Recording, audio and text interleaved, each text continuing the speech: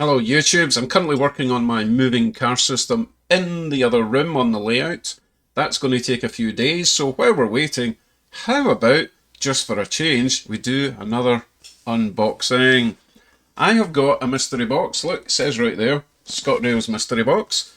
This is from John Dawson, who also gave me a mountain of items for the end of year giveaway, but we'll get to that later. So let's get into this. Oh, just for a bit of comparison, here's one of the items that John has sent me for the giveaway.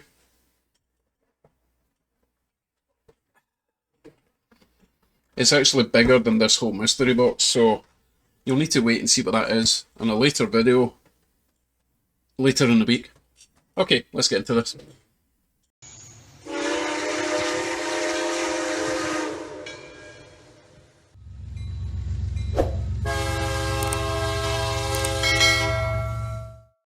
John had a sneaky wee smile on his face when he handed this to me, so I think it's been tailored to my desires. I think it's possibly something that I mentioned that I needed on one of my videos. John maybe just happened to have said item, but I could just be dreaming. Right, let's find out. This is really well packaged. I wonder if it came this way or if John packaged it up like this. Really well packaged. Okay, so it's one item, or at least it's one box in another box. Maybe it's actually Russian nesting dolls. Also says for Dave Scott and ScotRails. Surely John didn't package this up like this. This looks like it's been... Surely you didn't buy something specifically for me. I see a Walters... Sorry, I see an Athearn item. I think I might need a new blade. Too many unboxings. So we've got an Athearn. We have two Athearns. Oh, let's take this out. I've not seen it. I'm not looking. I'm going to turn upside down. Right, we've got two Athearn items. I'll give you a closer look before we reveal, because I don't know what it is yet. Okay. Right, what do we have in box number 1? Oh, I do remember. John mentioned something about RFP. Really fast and punctual, because I did get an Atlas version of this, and then I got one of these. I think it's the same number and everything, which isn't the end of the world, because I'd happily have a fleet of these. Let me find my ruler and we'll carefully open this box. And yes, I'm fully aware what RF&P stands for, but I prefer really fast and punctual. The really fast and punctual railroad system usually works. That's my sneaky way of getting these open without ripping the box apart. Slide a ruler through there and flip it open, and it usually opens without tearing these wee ears. Okay, let's get this out of the box. Now, the last one I got from the train show was DC power only. I'm presuming this will be the same. I don't see anything in the box that says otherwise, so it looks like I'm going to have two of these to convert to DCC. And the good thing is, with the Athearn ready to roll, they are already isolated, unlike the old Athearn Blue Box. Yes, it's definitely ready to rock and roll. Yeah, I'm not sure if this is new or new old stock. Got all the new packaging, so I'm thinking it's probably new old stock, because I'm not sure if they still make these. So there we go. Lovely model. It's got all its nice light lenses. I really like these because they are literally ready to roll. Nothing to assemble. Wheels look spotless. Possibly never been run. I do want to wiggle off the body. I think we can do that relatively easily. Like so. Commutator is very clean, so normally you do get a little bit of wear around here because they do have to test them, obviously. That looks a wee bit bent back. Don't know if it's meant to be like that. It's not the end of the world. I just don't want it interfering. Maybe it's supposed to be sloped back like that. We've got our knuckle couplers intact, which is nice. I can see a bit of lubrication on the gears, so I think this really is ready to roll. Yep, everything looks good. Everything is excellent. Obviously, it's not even DCC ready, which is fine because I never have much luck with DCC ready. I usually whip out the circuit boards they have and just put in a little platform. Talking of which, printed off some new ones. These are my little decoder mounts, 3D printed. Whip off the supports. You take off this plate here. That sits that way. Is it that way? I think it's that way. I'm confused. Which way does it go? Yeah, it goes that way, basically. You take off that clip, put that on top, put the clip over, holds it in place. You've got room for speakers and decoders. It's brilliant. Really like that print file. Okay, let me get this back together. I like how they've kept this easy design. No screws to mess about with. Unlike those horrible Cato locomotives that I destroy when I take them apart, this one is easy to work on. Well done, Arthur. Fantastic. Thank you very much, John. That's brilliant. I wonder how easy it is going to be.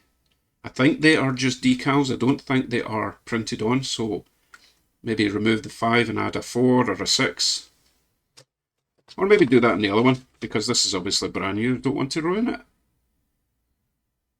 Very nice. Lovely detail, actually. I like the little chain at the front. It's quite crisp as well. Okay, I know you're dying to see what's in the other box. Surely it's not another RF&P. But it could be. Wouldn't be complaining. As long as it's a different number, John, you know. Okay, box number 2. Seriously, this is the dullest blade. Like, can't even cut through tape. Yeah, I continue to use it. Okay, let's see what's in box number 2. You ready? It's another RF&P. 142. It is a different number. Oh my god, I've got a whole fleet of RF&Ps. RF&P. Always sounds rude when you say it fast. Fantastic. Oh, brilliant, John. Thank you. So what I'll probably do is convert these to DCC at the same time. And then, you know, drop it on the... That wasn't supposed to fall apart so easy. I really hope I didn't break anything. What a numpty. Apologies, John. I'm usually more careful than that. Okay, I don't think I broke anything. You know, I could edit that out, but hey, people make mistakes. Me more than most. So again, looks brand new. Whip off this. This one's a bit tighter. Probably because I dropped it. Yeah, this is exactly the same condition, and that bit sloping back, so I guess that was factory. What I will probably do with both of them, though, is just add a dribble of oil down in that bearing. That can sometimes dry out and get screechy. But I can see some lube in the gears. There's obviously lube along there. So I'll dry that off with a cotton bud. Not the end of the world. It just means it's got some nice lubrication inside. Let's see. Any in the inside? No, the inside's fine. I can't believe I dropped that. It's how embarrassing. Just making sure I haven't damaged anything on the inside. All looks good. So, fantastic. I've got a whole fleet. Didn't even see what that was. Did anyone notice what it was? Kind of looks like a GP... Oh, that's clipped out of place. I need to sort that. An idiot. Oh well. Accidents happen. Anyway, I'm going to guess, before I look at it, I'm going to say it's a GP40. What do you think? Was I right? Was I right? Oh, so close. Well, no, it says GP38-2 or GP40-2. So, you leave a comment, let me know what this particular one is. I'm sticking with GP40, but not the -2. Number 142. That's bugging me that the cab is sitting squint now. Wonder how that happened. Ah, no one will notice. I think it just needs clipped in. Right, I'm waffling. Time to get these over to the track, hook up some freight, go for a wee parade lap. Okay, just ignore this disaster mess over there. It's all related to the moving cursor. No, that's a lie. It's just a mess. I'm going to try and run both of these at the same time for the first time. So we'll see if one is faster than the other. The inside loop will obviously be faster. Talking of which, make sure I switch that one. And the one away over there. There we go. Right, let's go. If these are quiet, it means they have been run in. If they're a wee bit buzzy, then I'll need to run them in. Oh, the hardship. Right, let's go. 142 is taking the lead. Well, it's not taking the lead yet. 142 is taking the lead now. Oh, 145, bit of a late starter. I think he's going to catch up. Yeah, very similar speeds. 142 is definitely a bit freer. Give him a wee bit more power. Don't they look fantastic? That was a rhetorical question. I do not need your answer to that. Yeah, 142 is definitely a little bit quicker. 145's got the inside line though.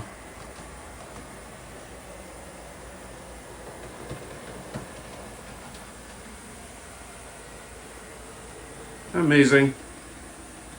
They are relatively quiet, so I think they have been run in. So not new out the box, but certainly well cared for in the box.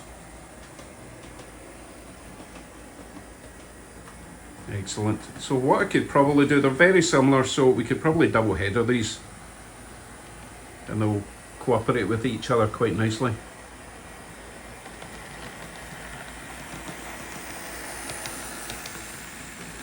Don't they look great? So that's me being sent 3 of these from 2 different people, and I bought one myself. I can stop now. I think I've got enough RF and P.